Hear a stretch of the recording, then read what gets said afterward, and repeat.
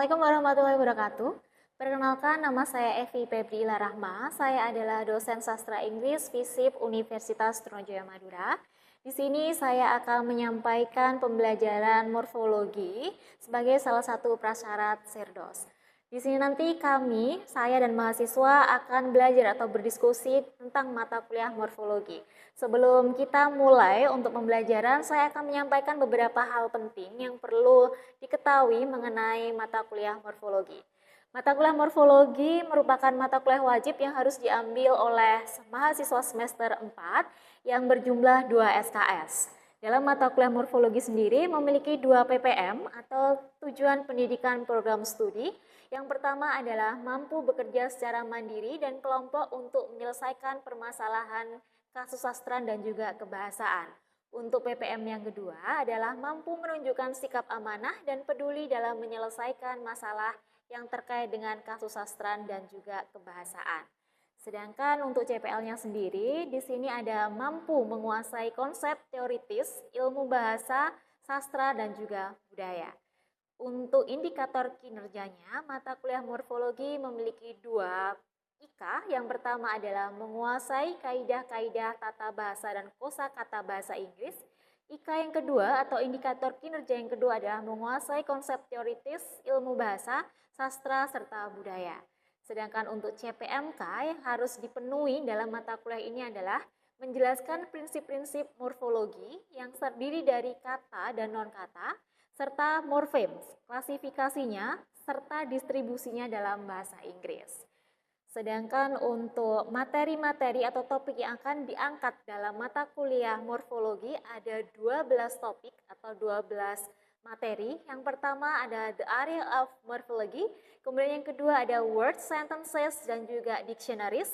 Materi yang ketiga adalah word and its part, like root, affixes, and their shapes. Kemudian materi yang keempat adalah a word and its form of inflection. Materi yang kelima adalah a word and its relative derivation. Materi yang keenam, lexeme, mengenai formation dan juga the familiars of formations. Kemudian materi ketujuh adalah compound words. Materi yang kedelapan adalah word and its structure. Materi ke-9 adalah productivity. Materi ke-10 mengenai word and sentence, materi ke-11 tentang sound and shapes, dan materi yang terakhir adalah corpus linguistik. Pada siang hari ini kami, mahasiswa dan saya akan belajar dan berdiskusi tentang morfem sebagai mata kuliah morfologi yang harus mereka ambil, menjadi salah satu bagian mata kuliah morfologi yang mahasiswa harus ambil seperti itu. Baik, tidak panjang lebar, berikut akan kami tampilkan proses pembelajaran pada mata kuliah morfologi bersama mahasiswa semester 4. Terima kasih. Oke, Assalamualaikum warahmatullahi wabarakatuh guys. Good morning everyone, thank you for coming and joining this class today, especially to study about morphology. So guys, before we start our study, I hope we can try to pray together. So all of my boys and girls, kita berdoa dulu ya sebelum mulai pelajaran. Berdoa, mulai, silakan.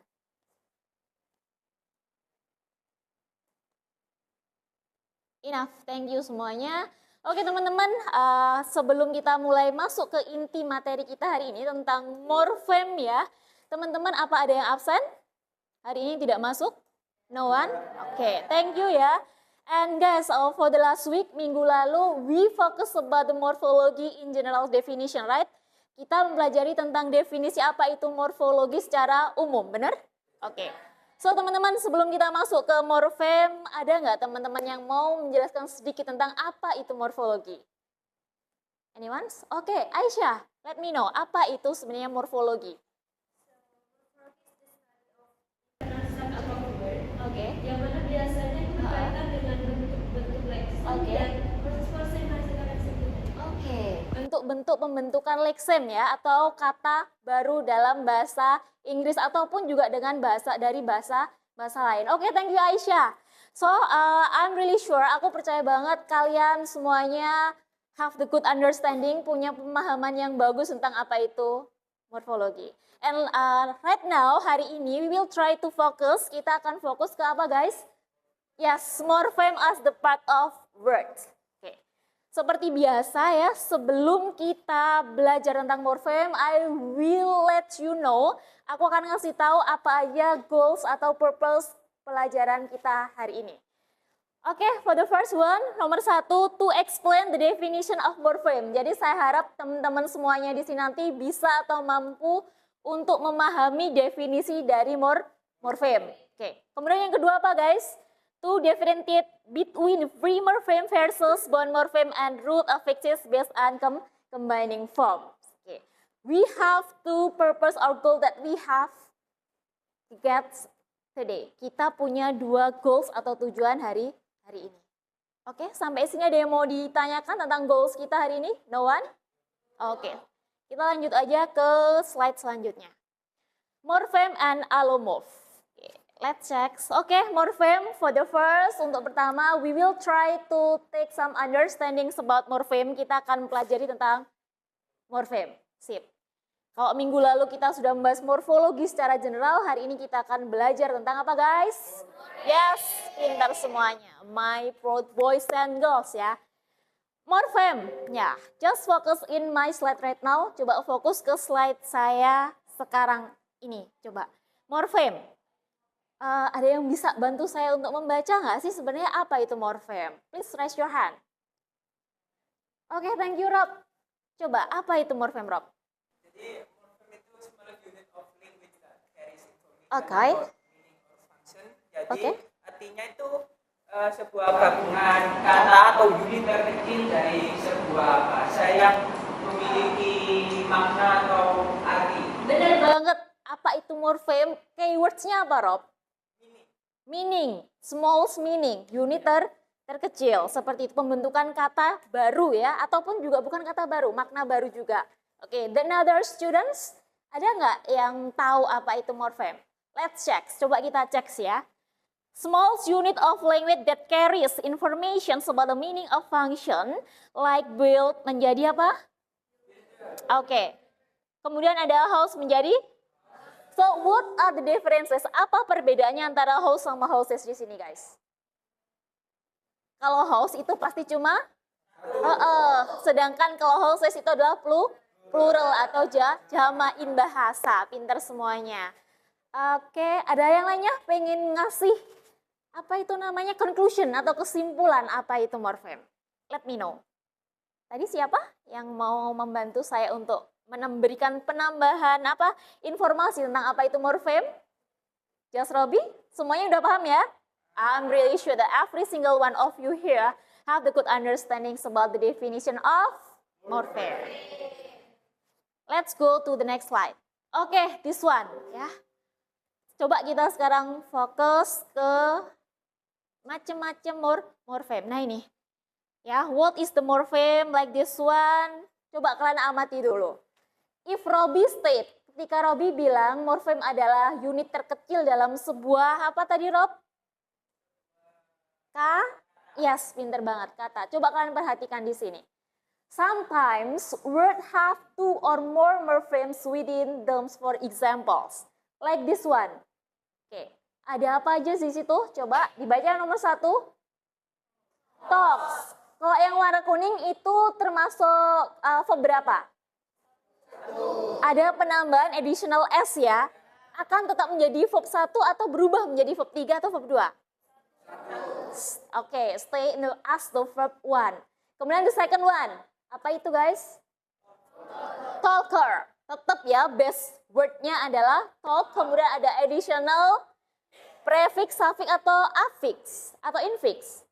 Suffix, pinter. Kalau dalam bahasa Indonesia adalah akhiran. Talker. Artinya tetap sama nggak sih atau beda? Menjadi apa? Kalau talk itu adalah berbicara, kalau talker adalah? Ada perubahan makna nggak, Mas Luna? Ada ya? Oke, sip, pintar. Kalau yang nomor 3, sama ya, ada penambahan atau suffix id sebagai penanda verb berapa anak-anakku yang pintar? Oke, verb 2 ya. And for the last one itu ada, nah ada apa itu? Oh ada yang merah, ada yang ungu sama yang hitam. Yang merah itu sebagai prefixnya, kemudian yang warna ungu sebagai apa? Base word-nya, Yes, benar banget. Kemudian ly-nya itu sebagai apa? Suffixnya. This the kind atau ini adalah contoh-contoh dari morfem. Enough. I think it's too simple for you to take some understanding about apa itu morfem. I not just give you some definition of morfem. Aku nggak cuman ngasih kalian definisi dari morfem, tapi juga the example of atau contoh-contoh dari morfem. Oke, sampai sini dulu. Teman-teman ada yang mau nanya tentang definisi dan juga ingin memberikan penambahan penjelasan tentang morfem? Semuanya udah paham belum? Aman ya? Oke. Just to make sure that all of the students have the good understanding about this one. Oke, let's check the next slide. Kita coba cek untuk slide selanjutnya. Apa tuh? Ada tabel, terus berapa kolom di sini? 1, 2, 3, 4. Dari tabel ini coba kalian perhatikan. I give you 1 minute, saya memberikan waktu 1 menit. Coba fokus ke sini. I hope any one of you, ada salah satu mahasiswa saya yang membantu saya to give some explanations about this one. I'm really sure you can help me to give some explanations about this. Okay? Oh, okay, thank you. Diana, maybe it's okay for you come to forward in the class and then silahkan menjelaskan dari depan kelas. Diana ya, thank you. Silahkan deh.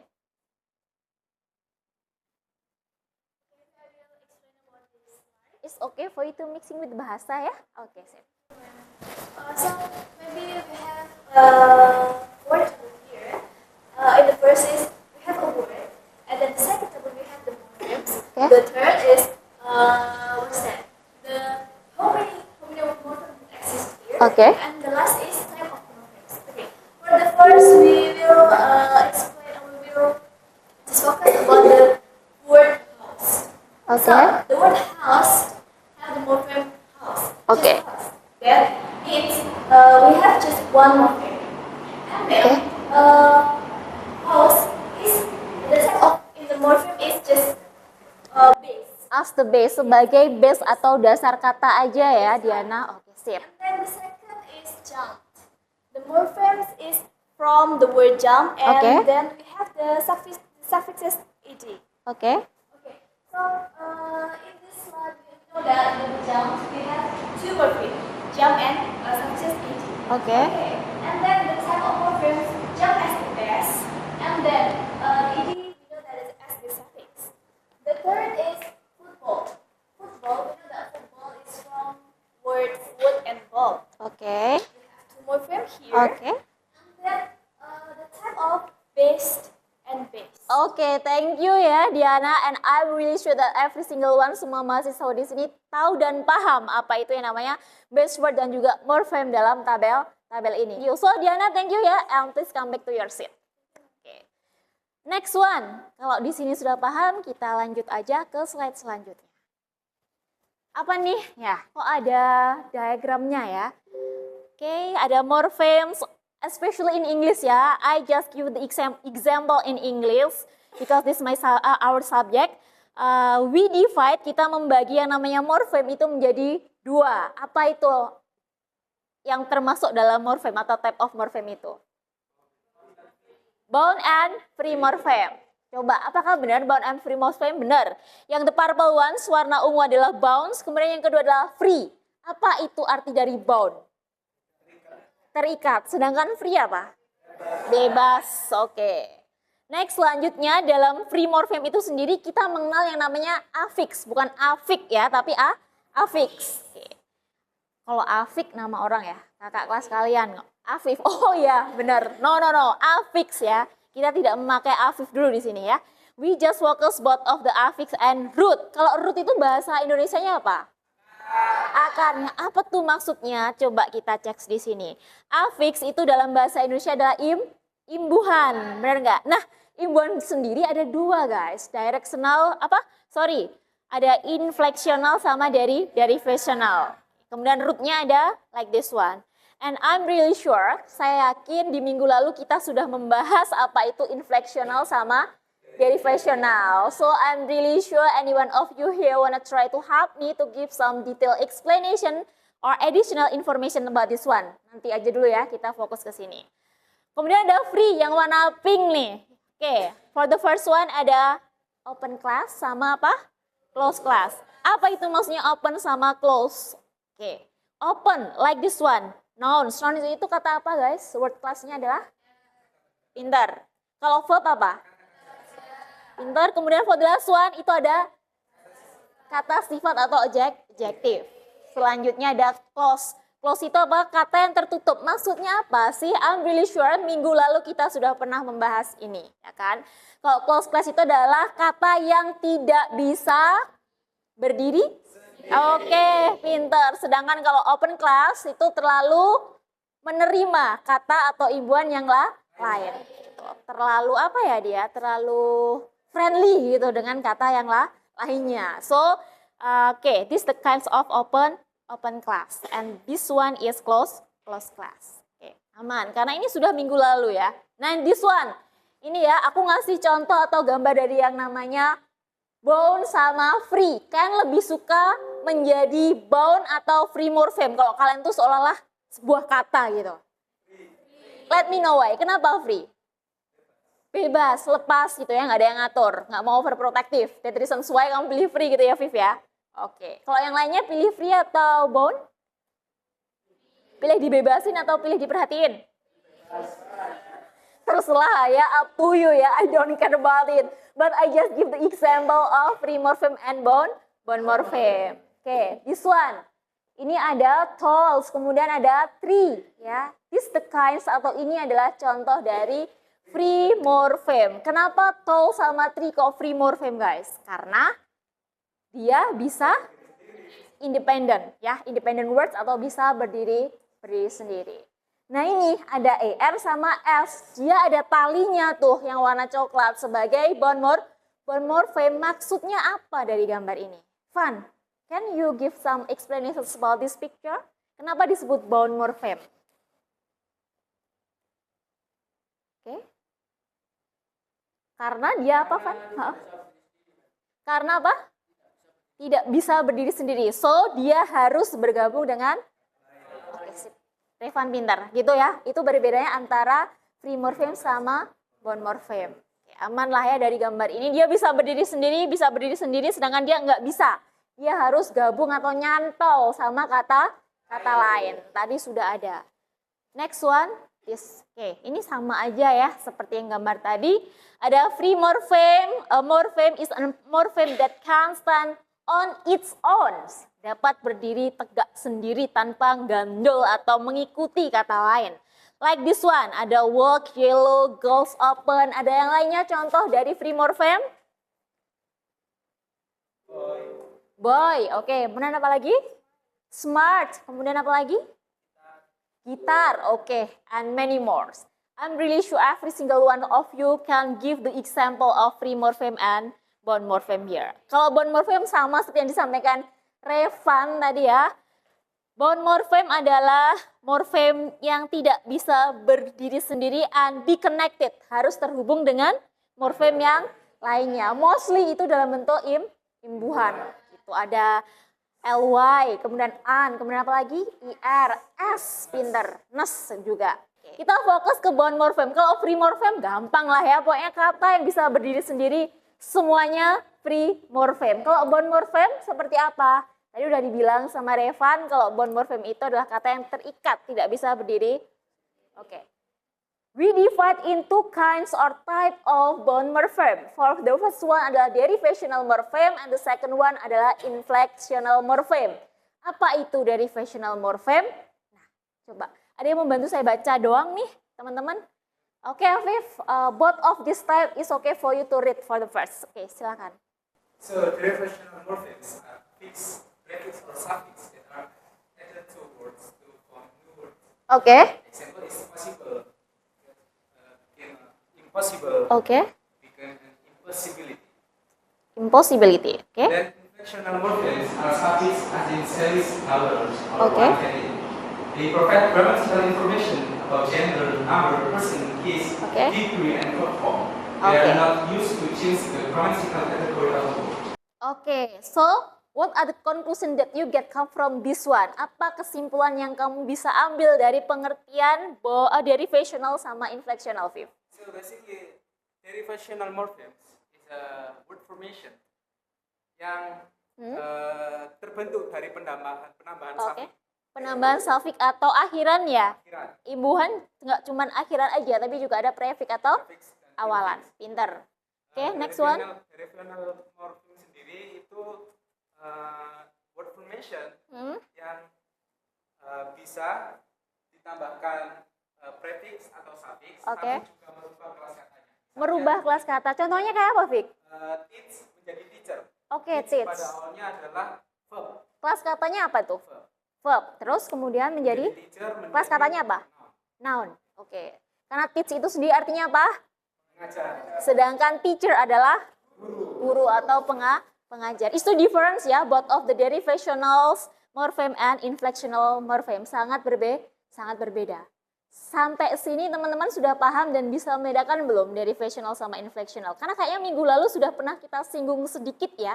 Hari ini kita singgung nggak sedikit nih, tapi we will try to give some detailed explanations about apa itu derivational sama inflectional. Oke, mungkin ada teman lain yang bisa ngasih tahu saya apa itu bond morpheme dalam derivationals dan inflectional. Please raise your hand. Silakan angkat tangan. Ada yang mau menambahkan penjelasan tentang derivational sama inflectional? Siapa yang mau untuk membaca atau membantu saya tentang derivational? Oke, siapa? Zeza. Nitya, sorry ya. Oke, Nitya. Which one that you want try to explain for the first derivational atau second one inflectional? Nit. Derivational ya. Nit, kira-kira derivational menurut pemahaman kamu itu apa? Apakah kamu punya pemahaman yang berbeda dengan Afif tentang derivational? Sama sih. Oke. R of fix. Bisa lebih keras deh. R of fix or prefix or suffix. Ditambahkan kata lain. Seperti Ditambah kata lain. impossible itu tambah N. Oke, berarti ada prefixnya di Iya. situ ya. Oke. Kemudian apa lagi yang kamu tahu tentang derivational? Oh, udah itu aja ya. Tapi mostly bener ya, Nit ya. Oke. You have the same understanding what is more derivational dengan pernyataan si teman kamu tadi, Afif. Oke. Oke, thank you. Kalau inflectional, ada yang tahu nggak inflectional itu apa? Jangan-jangan we have the different understanding about inflectional. Fa, inflectional itu apa? Apakah kamu punya pemahaman yang sama dengan si Afif tuh? Mungkin hampir sama, berarti mungkin ada sedikit perbedaan penjelasan ya. Fa, apa Fa?